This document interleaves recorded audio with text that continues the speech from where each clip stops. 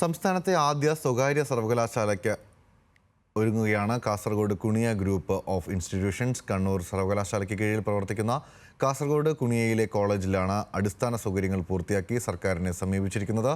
ഉന്നത വിദ്യാഭ്യാസത്തിനായി കർണാടകയെ ആശ്രയിക്കുന്നതിന് പരിഹാരം കാണുക എന്നതാണ് സർവകലാശാലയുടെ ലക്ഷ്യം.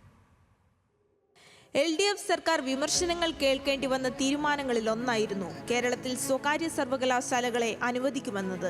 വിമർശനങ്ങൾ ഏറെ ഉണ്ടായെങ്കിലും വിദ്യാർത്ഥികൾക്ക് ഗുണം ലഭിക്കുന്നതിനാൽ പ്രതിഷേധങ്ങൾ പതിയെ ഇല്ലാതായി.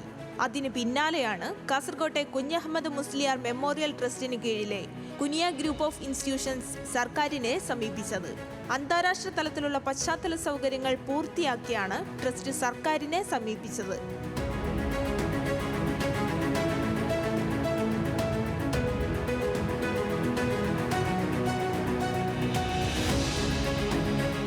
നിലവിൽ കണ്ണൂർ സർവകലാശാലയ്ക്ക് കീഴിലെ ഏതാനും കോഴ്സുകളിലായി വിദ്യാർത്ഥികൾ പഠിക്കുന്നുണ്ട്.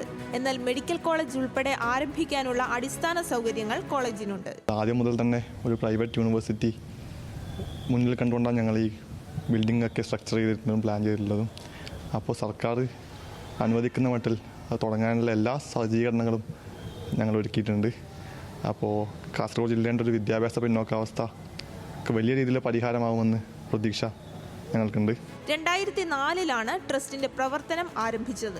നിലവിൽ കോളേജിനൊപ്പം സ്കൂളും ട്രസ്റ്റിന് കീഴിൽ പ്രവർത്തിക്കുന്നുണ്ട്. എൻട്രൻസ് എക്സാമിലൂടെ തെരഞ്ഞെടുക്കപ്പെട്ട വിദ്യാർത്ഥികൾക്ക് സൗജന്യ താമസവും ഭക്ഷണവും ഉൾപ്പെടെയുള്ള പരിശീലനം നൽകി വരുന്നുണ്ട്. ഇവ ചൂണ്ടിക്കാട്ടിയാണ് ട്രസ്റ്റ് സർക്കാരിനെ സമീപിച്ചത്. സ്കൂൾ വിദ്യാഭ്യാസം പൂർത്തിയാക്കിയാൽ ജില്ലയിലുള്ളവർ ഉന്നത വിദ്യാഭ്യാസത്തിനായി കർണാടകയെ ആശ്രയിക്കുന്ന പതിവിന് മാറ്റം വരുത്തുക എന്ന ലക്ഷ്യം കൂടി ട്രസ്റ്റിനുണ്ട്. ന്യൂസ് മലയാളം, കാസർഗോഡ്.